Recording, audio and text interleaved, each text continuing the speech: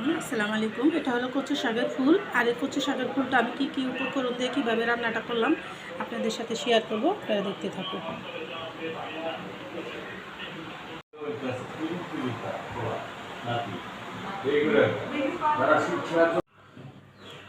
হ্যাঁ, এইটা দিয়ে আমি এই কচুটা রান্না করবো, কী উপকরণ দেবো আপনাদের সাথে শেয়ার করবো, আপনারা দেখতে থাকেন। হ্যাঁ, কিছু কথা না বললেই না, বাংলা মায়ের দামাল ছেলেরা এই কচু শাক দিয়ে ভাত খেয়ে একজন বুকের পাটা এত বড় হতে পারে যে সিনা টান করে মোকাবেলা করতে পারে। এত এত মারামারি, এত কিছু দেখার পরও মনকে সান্ত্বনা করে রাখতে হয়, যেহেতু আমরা মুখ দিয়ে কিছু বলতে পারি না, ভাষা প্রকাশ করতে পারি না মানুষের সামনে। তারপরও কিছু কথা আপনাদের সামনে শেয়ার করলাম। আমি ক্ষুদ্র একজন মানুষ, তারপরও কিছুটা কথা আপনাদের সাথে শেয়ার করলাম। আপনারা দেখতে থাকুন কীভাবে কচু শাকটা পরিষ্কার করে রান্না করি। কচু ফুলের এই যে জায়গাটা দিতে হবে, ফেলে দিতে হবে, এটা খাওয়া যাবে না।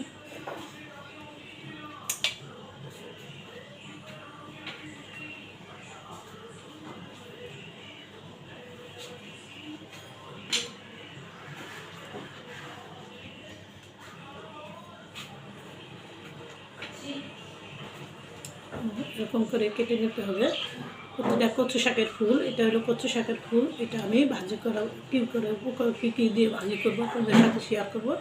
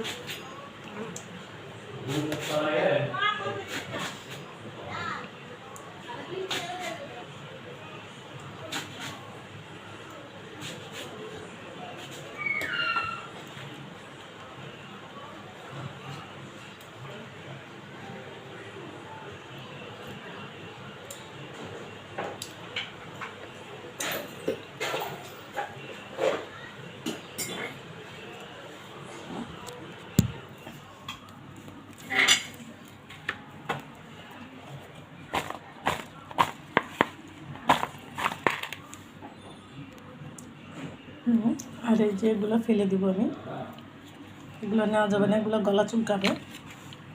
আমার সব কিছু কাটা হয়ে গেছে, আমি এখন রান্নায় চলে যাব। আমার রান্নায় আর এই কচু শাকটা আমি রান্না করার জন্য এখানে নিয়েছি আমি চিংড়ি মাছের শুটকি, আর নিয়েছি পেঁয়াজ, কাঁচামরিচ, হলুদের গুঁড়ি, মরিচের গুঁড়ি, আর এইটা দিয়ে আমি রান্নাটা করব। আমি এখানে করা বসিয়ে দিয়েছি। আর এই কচু শাকটা চুলটা একটু ভাপ দিয়ে নিতে হবে, আমি এটা ভাপে দিয়ে দিব।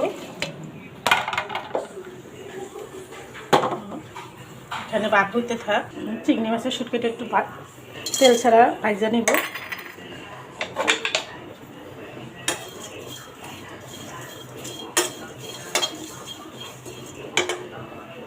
চিংড়ি মাছটা আমার এখানে শুটকিটা ভাজা হয়ে গেছে, আমি এটা নামিয়ে নেব।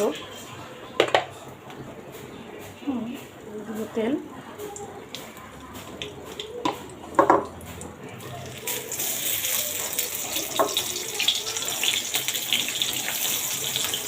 পেঁয়াজটা বেরেস্তা হতে থাক, আমি এখানে চিংড়ি শুটকিটা দিয়ে নিব। শুটকিটা পরিষ্কার হয়ে গেছে, আমার পেঁয়াজটা এখানে বেরেস্তা হয়ে গেছে।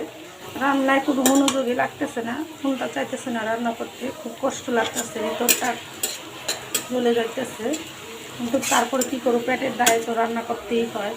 তারপর আপনাদের সাথে শেয়ার করি, আমি যাই কিছু রান্না করি আপনাদের সাথে শেয়ার করি। আজকে আমার মনটা, আমার না, পুরো বাংলাদেশের মানুষ মনটা খারাপ। রান্না বাড়া কোনো কিছুই কার ভালো লাগে না, তারপরেও রান্না করে খেতে হবে। হ্যাঁ, আমি চিংড়ি শুটকিটা দিয়ে দিব। এখানে কচু শাকটা ভাত এসে গেছে গিয়ে, এখন চুলাটা অন করে দেবো।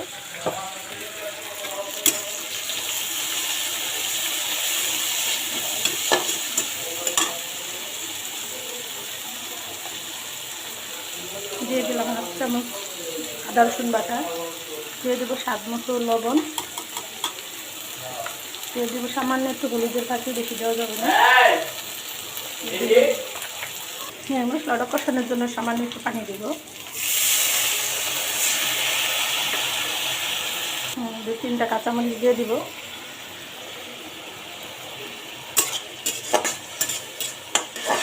মশলা কষা হয়ে গেছে, একটু পানি পানি থাকতেই দিতে হবে। হ্যাঁ, আমার এদের কিছু ফুলটা বাপানো হয়ে গেছে। আর আমি রান্নাটাতে কী কী মশলা, কী কী উপকরণ দিলাম আপনাদের সাথে পুরোটাই শেয়ার করলাম। আপনারা এরকম করে রান্না করে খাবেন। আর ভিডিওটা পুরোটা স্টেপে দেখবেন, না টেনে। আর আমার ভিডিওটা দেখে ভালো লেগে থাকলে অবশ্যই একটা লাইক, একটা কমেন্ট, একটা শেয়ার করে দিবেন।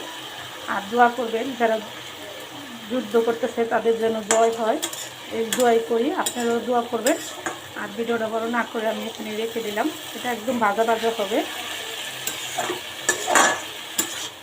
দেখেন এটার কালার কত সুন্দর আসছে, একদম ভাজা ভাজা হবে, পানি থাকবে না। হ্যাঁ, ভিডিওটা বড় না করে এখানে রেখে দিলাম। আসসালামু আলাইকুম।